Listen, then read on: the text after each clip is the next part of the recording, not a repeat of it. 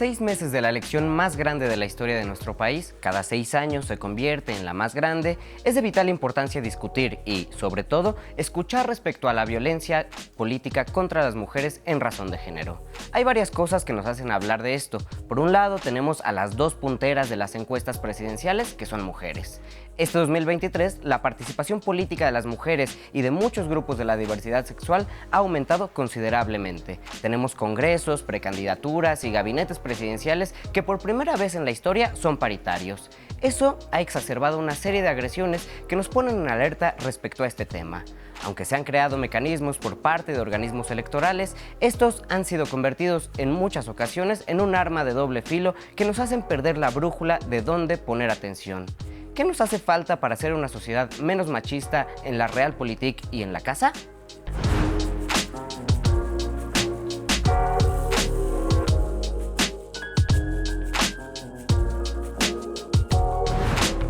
Para hablar el día de hoy de este importantísimo tema, nos acompañan en la mesa del desfiladero la doctora Teresa Rodríguez de la Vega, especialista en filosofía de la ciencia y feminismo y colaboradora de la Mesa Roja de Pie de Página. Gracia Alzaga, feminista de izquierda, abogada y política, colaboradora de un montón de espacios que ha participado activamente en la precampaña de la doctora Claudia Sheinbaum en la agenda de mujeres, jóvenes y derechos humanos. Y también Carla Mote, historiadora y analista política especializada en el estudio de historia política contemporánea y también colaboradora en Sentido Común, si no me equivoco, pero me había faltado ponerlo ahí en mis notitas. Bienvenidas, muchas gracias por estar aquí para hablar de un tema que se hace cada vez más intenso, ¿no? No dejamos de escuchar en los medios de comunicación y en las redes sobre esto de la violencia política de género. A veces como triunfos y a veces como algo que no sabemos por dónde va. Y yo me gustaría empezar por allí, porque para estudiar, para prepararme para este programa, yo quise ver lo que nos decía el INE respecto a esto, que son quienes, digamos, han ido poniendo precedentes al crear mecanismos para evitarlo. Sin embargo, pues no me queda todavía nada claro. Entonces yo empezaría preguntándole a la doctora Teresa Rodríguez que nos ayude a identificar o a saber rápidamente qué es eso de la violencia política en razón de género. Bueno, muy a grandes rasgos, la violencia política en razón de género es un mecanismo de un sistema diseñado para expulsar a las mujeres de la esfera de la toma de decisiones y del espacio público. Quizá el mecanismo más extremo, aunque no el único, y quizá ni siquiera el más eficaz, ¿no? Porque hay muchos mecanismos antes de que se ponga a operar la violencia política de género que desincentiva la participación de las mujeres.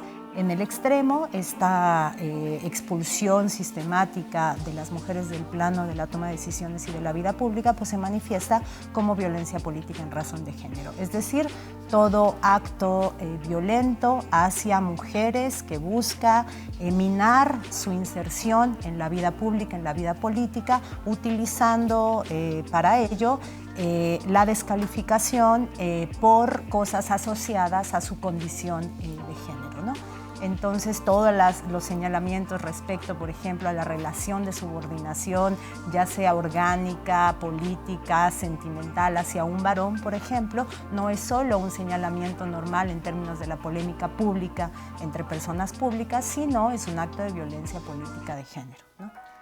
Esto es bien interesante, porque ahora vendría la pregunta, ¿no? Te pregunto, Carla, ¿quiénes llevan a cabo esta violencia? ¿La llevan a cabo solamente hombres, solamente instituciones, solamente organismos, solamente partidos políticos, o quiénes la llevan a cabo? A ver, a partir de esto que nos comenta Teresa, creo que sería importante como que asentarlo a lo que tenemos en nuestro país en términos de legislación.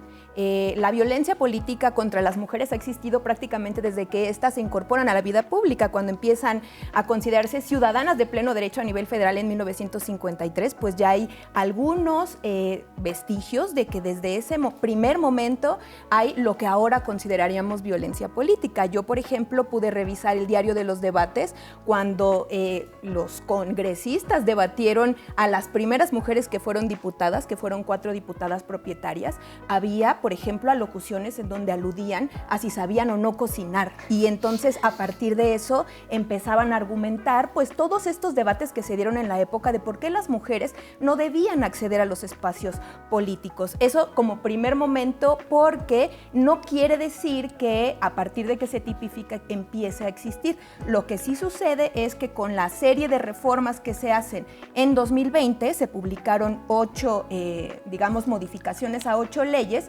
Lo que sí sucede es que tenemos un registro por primera vez en la historia de cómo suceden este tipo de violencias. Y es bien interesante lo que comentabas, porque es un tema, como dices, que se da muchísimo y se debate mucho. Fíjate, se acaba de publicar un libro del Tribunal Electoral del Poder Judicial de la Federación, que dice que ahora hay un total de 1,881 sentencias, es decir, ya pasaron por todo el proceso de revisión, y de estas el 48%, es decir, casi la mitad, se dieron en el periodo 2020 a 2021. Claro. Es decir, estos actos de violencia política se agudizan en los momentos en los que hay elecciones. Esto me parece bien interesante, ¿no? Su tipificación, porque por ahí, y ahí yo me movería a cómo estamos viviendo este ambiente político actual, ¿no? Hay muchas personas que van a votar por primera vez, muchos jóvenes, que digamos para ellos es normal ver a mujeres dentro del ámbito político, ¿no? Que sean gobernadoras, que sean diputadas, que sean todo esto, y hay una idea de decir el debate público y político es violento y suele ser violento, ¿no? Entonces, ¿por qué es necesario tipificarlo o por qué es necesario ponerle esa línea, ¿no? Y a la hora en que estamos viendo de dónde son esas sanciones, ¿no? Ahí yo te preguntaría, Gracia, ¿no? ¿Cómo ves esta dinámica de los jóvenes a la hora de interpretar la vida pública y política de nuestro país, ¿no? Porque nos parecería que esto es lo normal. Pues mira, yo creo que ahí al principio diferiría un poco con lo que estás diciendo, porque yo creo que hasta el día de hoy, sobre todo con esta precandidatura de Samuel García, vimos que las juventudes estarían dispuestas a votar por un hombre de una condición alta, que tiene una esposa influencer, antes de votar por una mujer preparada de izquierda o una mujer que también ha tenido una larga trayectoria política, ya sea de derecha o de izquierda, ¿no? Eso yo creo que ya nos tocará definirlo en otro momento.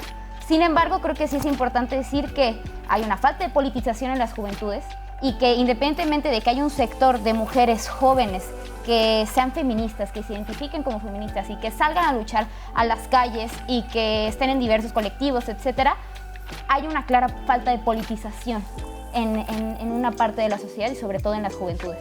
Eso por lo menos yo lo pude notar en esta última parte de la precampaña, donde realmente la discusión se basaba en si Samuel García tenía un Tesla y si la doctora tenía una Bebo, ¿no? O sea, y creo que yo sé que no va tanto relacionado a la violencia política y razón de género, pero sí es importante hablar del papel de las juventudes a la hora de ejercer una opinión crítica hacia un candidato o una candidata. En este caso, los precandidatos y precandidatas, para no meternos en problemas jurídicos, pero sí es importante hablar de cómo se ha venido dando la conversación pública entre las personas más jóvenes, sobre todo en esta generación, que va a ser su primera elección. O sea, me parece bien interesante porque parte de lo que vendía Samuel, ¿no? En su precampaña, que fue muy breve, era ser el hombre de la discusión, ¿no? Que pues cada quien vende lo que puede vender, ¿no? Me parece completamente válido. Que uno u otro se decida por eso, ya será otra decisión, ¿no?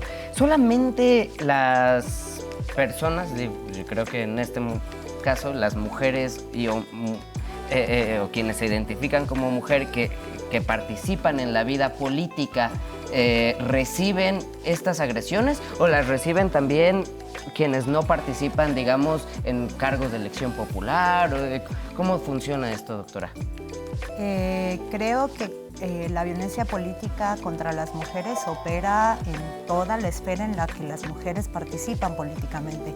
Hay historias muy interesantes de muy vieja data de la violencia ejercida contra los primeros liderazgos femeninos en los más importantes movimientos, ¿no? Por ejemplo, la figura de Rosa Luxemburg es muy bonita al respecto, donde una de las más importantes primeras oradoras y líderes del movimiento proletario a inicios del siglo XX, a la que Lenin tenía en absoluta buena estima, pues recibía constantemente descalificaciones: perra rabiosa, escuincla berrinchuda, todo en razón de su condición de mujer.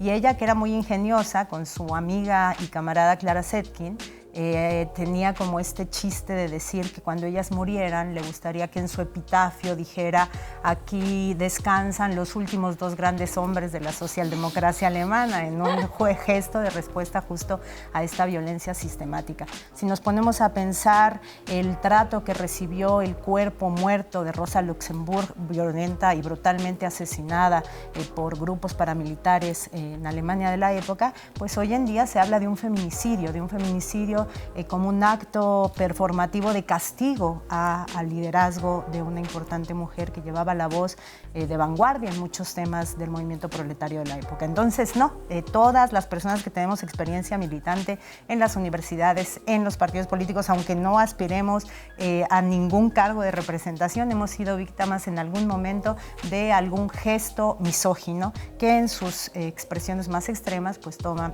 la forma de violencia política de género. Lo que está sucediendo es que, como bien decía Carla, pues en el modo de participar políticamente, que implica cargos de gobierno, cargos de representación, que implica manejo de presupuesto, pues evidentemente es como la cima del poder público del que hemos sido absolutamente expulsadas las mujeres, y por eso ahí se recrudecen los fenómenos. Pero no, la violencia política de género es una respuesta del sistema patriarcal al avance de derechos en el ejercicio de los derechos políticos, ¿no? Y en ese sentido, en donde hay avance, el sistema reacciona, y reacciona como el patriarcado sabe reaccionar, es decir, de manera violenta. Esas violencias y esas respuestas a la participación de las mujeres en la vida política y pública, bueno, ya vimos, pasan incluso las fronteras de la muerte, ¿no? Esas violencias que no acaban nunca, pero justamente mi duda iría a estos mecanismos que tenemos, ¿no? Porque al final del día creo que pueden ser muy útiles por si estás discutiendo con el que podría ser tu contrincante, ¿no? O con alguien que va a aspirar a un puesto público. Estas cosas, ¿no? Estos registros donde sabemos quiénes tienen una sentencia en contra de que han actuado así, pero ahí la pregunta sería cómo, porque el problema no está solamente entre ellos, está en todos, ¿no? Está en un padre o madre, lo que sea, que no dejan ir a votar a su hija o no apoyan que participe en su militancia favorita, o están dueños de medios y consorcios públicos, consorcios mediáticos que atacan a personas, ¿no? O también están columnistas que atacan, pero ahí los electorales, los organismos electorales, pues no sirven para nada, ¿no? ¿Cómo poder trabajar? ¿De qué forma sirven los mecanismos y qué nos falta crear? Es bien interesante todo lo que planteas, porque lo que intenta cubrir esta reforma del 2020 es justamente a través de una tipificación obtener medianamente claridad sobre qué constituye y qué no violencia política en razón de género. En la ley, en la normatividad, se describen 22 conductas que específicamente constituyen violencia política en razón de género. Y por poner algunos ejemplos, es violencia política que a una mujer no la dejen ir a tomar protesta el día que le toca, que no le dejen ejercer las facultades que tiene su cargo, que por ejemplo le pongan a hacer actividades que no tienen que ver con las facultades del cargo para el que fue electa. Pero también hay otras que entran en un plano de subjetividad o de cierta subjetividad, porque violencia política en razón de género también implicaría lo que, de acuerdo con los estereotipos sexistas, digamos que atente contra la participación pública de las mujeres, su honorabilidad, su prestigio. Entonces yo creo que ahí hay un poco como esto que ha sido tan problemático, que es cuál es la facultad que se arrogan en este caso las instituciones electorales para castigar o no y a través de qué mecanismos. Y aquí una cosa importantísima es que tenemos el paquete de reformas de 2020, pero el ejercicio se hace a través de los elementos que tiene el Tribunal Electoral. Y es muy importante decirlo porque el registro de personas sancionadas por ejercer actos de violencia política en razón de género no viene tal cual en la ley, pero es una de las resoluciones que han tenido que hacer en ciertos casos en los que una persona sea acusada y después sancionada de aparecer en este registro que es público y que por cierto tiene inscritas a más de 300 personas por diversas situaciones que constituirían la violencia contra las mujeres. Y yo nada más querría decir ya para como poner este plano como de cierta subjetividad, que yo creo que ahí es en donde habría que problematizar para poder ver hacia dónde tendría que dirigirse una modificación de modo que no se limite la libertad de expresión, que no haya prebendas, digamos más bien vendetas políticas a través de esta ley, como sabemos que ocurre. Y con esto me refiero al nivel de subjetividad que implica que las instituciones electorales sean quienes tengan este juicio, ¿no? Y además vienen todos los procesos posteriores de que si alguien lo sancionan, va a impugnar y lo revierten. Es decir, claro, estamos frente a un problema jurídico que yo creo que tendrá que discutirse de forma muy pronta y expedita. Y nada más ya ahora sí para terminar, en este registro hay personas, muchas de ellas sancionados por violencia psicológica. Entonces yo creo que hay diversos elementos que nos dejan pensar cómo se le está rogando a la autoridad electoral tan desprestigiada esas facultades. Fíjate que diste en un tema clave, ¿no? Justo algo que le iba a preguntar a Gracia ahorita mismo, porque es eso lo que decíamos de que cómo es una espada de doble filo, ¿no? Por ahí tuvimos una situación que fue muy interesante, que fue la de Denise Dresser, siendo sancionada, digamos, ¿no? Porque creo que no ha llegado la sanción porque metió un amparo, en fin, ¿no? Por sus ataques hacia Andrea Chávez, pero ella, pues con toda su razón, ¿no? Decía, pues me están coartando mi libertad de expresión, el tribunal sí dice que yo cometí estos actos, ¿no? Por esto y esto y esto, pero a un personaje como Ricardo Salinas Pliego, no. Entonces entramos en una discusión bien interesante. ¿Cómo lo viste tú desde esa esquina del mundo de las precampañas? Porque justamente estamos metidos en eso y estuvo muy relacionado. Pues mira, en términos muy claros, ¿qué es violencia política en razón de género? El tuit de Fox diciéndole a Mariana Rodríguez que era una dama de compañía. Que no es violencia política en razón de género, el presidente hablando en la mañanera sobre cómo el PRI, el PAN y el PRD usan a actores políticos para sus intereses. En el caso específico, cuando Xóchitl Gálvez denuncia al presidente por violencia política en razón de género, que aparte, esa interpretación del tribunal fue totalmente sacada de contexto. Es decir, los 2 minutos donde el presidente habla sobre todo esto que hace el PRI, PAN y PRD, se saca de contexto, únicamente se toman ciertos párrafos, se unen, en donde al final el presidente, en lugar de decir algo completo, dice Xóchitl Gálvez es un títere, ¿no? Entonces, a partir de eso se genera una interpretación totalmente distinta en donde efectivamente el tribunal pues realiza esta sentencia en contra del presidente, pero ya después pasa todo este proceso y al final se revoca esta sentencia, ¿no? Eso es súper importante decirlo porque únicamente nos quedamos con la narrativa de redes sociales de que el presidente es misógino por violencia política en razón de género. Entonces sí me parece muy importante poner esto en contexto porque últimamente la discusión pública, sobre todo con mujeres al frente participando activamente, se ha usado la violencia política para coartar la libertad de expresión.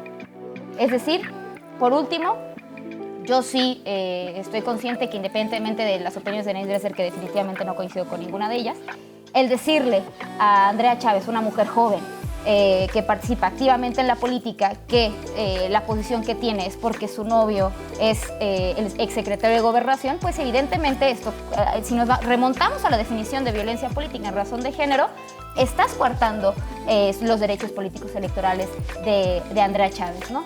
Ya, evidentemente, ya después de que Denise Dresser publica una disculpa que fue todo menos disculpa, fue una justificación a esto, pues obviamente, y aparte también hay que decirlo, finalmente las sentencias del tribunal se limitan mucho dependiendo de quién eres. Es decir, al final la sanción de Denise fue una disculpa y 20,000 pesos. de multa.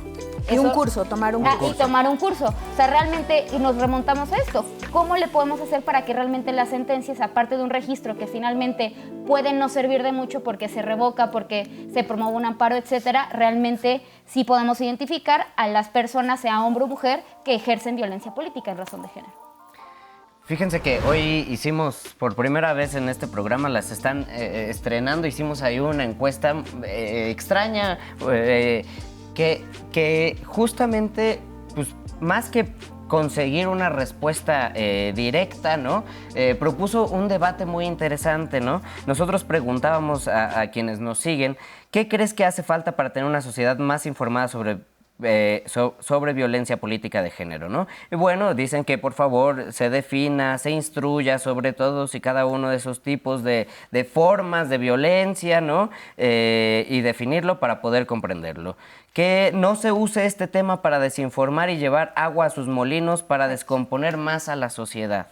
Hablar con la verdad, una educación inclusiva basada en la percepción del entorno. Bueno, cosas bien sencillas, ¿no? O al menos así suena. Y ahí es donde me gustaría preguntarte, Teresa, ¿no? No sé por qué hoy ando muy de doctora. Sí, es que ayer vi unas fotos donde andabas en el salón de clases. Salí 5 años envejecida de este programa.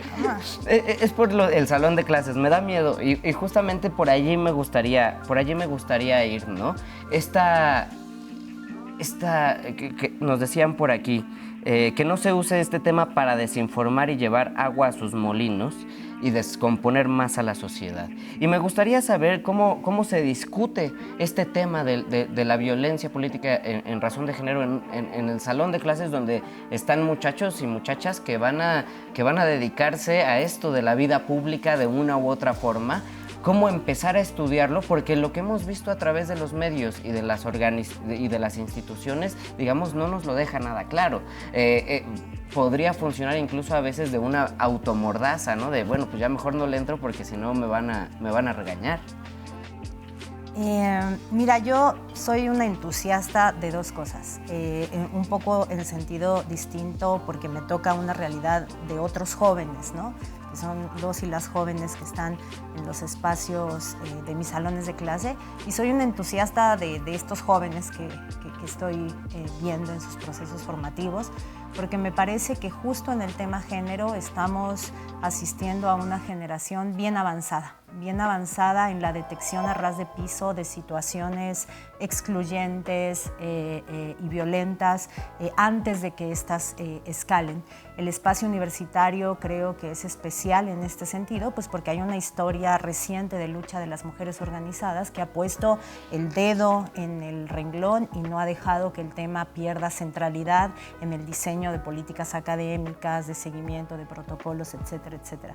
Pero, por ejemplo, yo cotidianamente en mi salón de clases encuentro señalamientos, digamos, entre pares, ¿no? De decir, compañero, mi pronombre es ella, por favor, usa mi pronombre, ¿no? Y el mismo grupo que se mueve hacia allá, ¿no? Desafiando, me parece, muchas de las trabas que en el mundo de los adultos tenemos. En ese sentido, creo que yo soy, reitero, una entusiasta de las juventudes en el sentido de su capacidad de anticipar a ras de piso escenarios violentos. Y por otro lado, yo soy una entusiasta de las herramientas jurídicas que garantizan el acceso de derechos y el crecimiento y el avance de derechos de las mujeres. Toda herramienta jurídica puede ser mal utilizada, toda. La ley contra la violencia política en razón de género contra las mujeres puede protagonizar eventos penosos de lawfare, lo va a hacer muy seguramente. Y sin embargo, creo que es mejor ese riesgo a dejar en la desprotección a las mujeres que han decidido hacer de la participación en la vida pública la trinchera para cambiar las cosas. Y además creo que son leyes que educan, no solo trabajan en dirección correcta allí en donde se ejercen, sino que también el tan solo introducir en el debate que existe un censo de agresores en violencia política en razón de género, pues educa a la gente que participa en los debates públicos. No a toda, Denise Dresser no se ve muy dispuesta a ser reeducada en sus prejuicios misóginos, pero me parece que en general hay que apuntar no solo al ejercicio de las leyes, sino también a su papel formativo y educativo. Es curioso, ¿no? Como al final de cuentas terminamos, sobre todo este tipo de violencias, yendo hacia términos de la vida más personal de los personajes políticos, ¿no? Y eso me llama mucho la atención porque se hace sobre todo con las mujeres, y eso es bien interesante a la hora de, como nos dicen acá, que por favor nos eduquen, ¿no? Y esa es una discusión bien interesante porque al final del día yo no sé si más allá de en el ámbito político o lo que es la discusión política, si estamos aprendiendo a tener esta nueva educación, ¿no? Que no nos cree la necesidad de ir a estas ciertas políticas afirmativas, ¿no? Como la paridad y como ese tipo de cosas.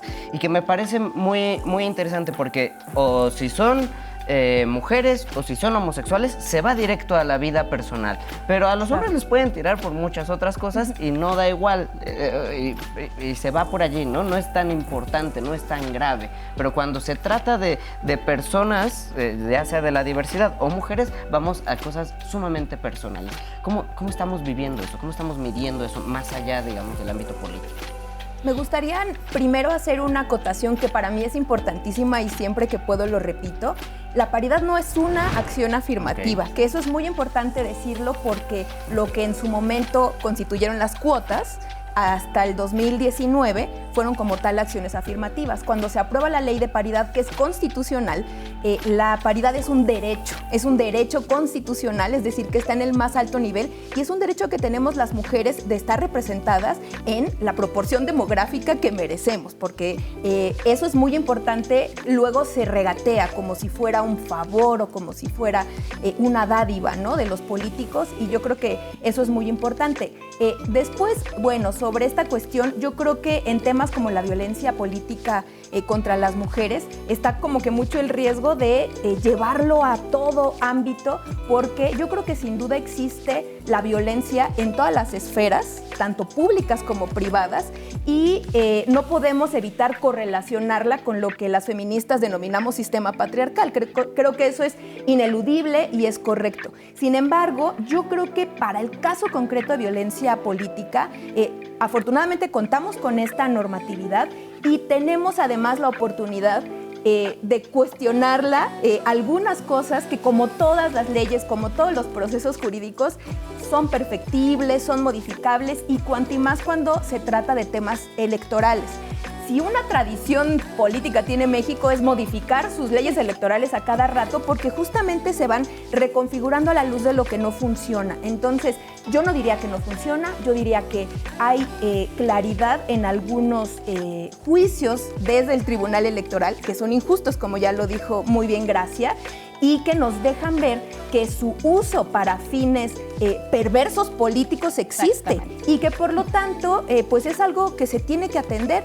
Yo platicaba con una gran abogada, mi amiga Sacil Carreras, quien nos explicaba desde el derecho que una limitante que tienen las mujeres que están en la vida política es que cuando reciben violencias tienen que acogerse a esta ley en lugar de otras leyes que nos protegerán a las ciudadanas. Es decir, su cargo implica también que es estar sujetas a la vida política, al escrutinio público, pues las lleve también a ser sujetas de este tipo de violencias, pero también que, por ejemplo, para denunciar, como lo hizo Citlali Hernández, por ejemplo, a Salinas Pliego, o como pasó con Denise Dresser, se acojan a la ley de violencia política en lugar de a la ley de las mujeres, del derecho de las mujeres a una vida libre de violencia. Entonces yo creo que hay algunas lagunas que tendrían que revisarse y que, bueno, yo no soy abogada, pero las expertas pues ya nos han dado algunas pistas justamente de por dónde hacer esta modificación y justamente que sirva, sí, como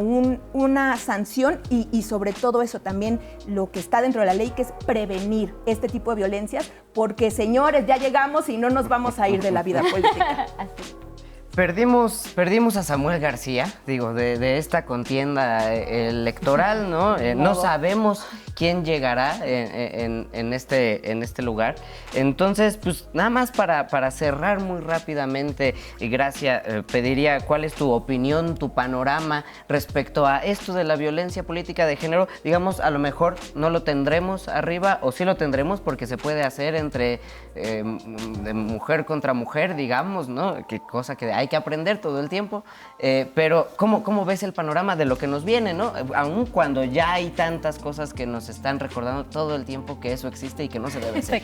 Pues bueno, recordar que hace unas semanas Xochitl Gálvez tuvo una presentación en la Anáhuac en donde ejerció violencia política en razón de género en contra de la doctora Claudia Sheinbaum, y eso es importantísimo recalcarlo porque no se le dio mucha importancia, en donde mostraba imágenes de personajes de Samuel, interpretado por creo que unos tenis, y la doctora por un personaje de una caricatura de una película.